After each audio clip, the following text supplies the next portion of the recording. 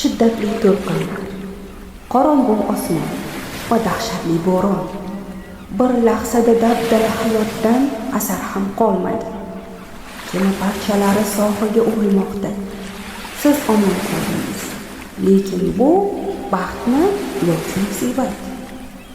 Atrofingizda hech kim yo'q. Faqat cheksiz okean, yovvoyi tabiat va sukunat.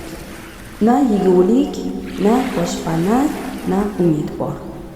Tasavvur qiling, siz mana shu kimsasiz orolda bir o'zingiz qolib ketdingiz. Yashab qolish uchun nima qilgan bo'lardingiz? Bu Robinson Kruzo.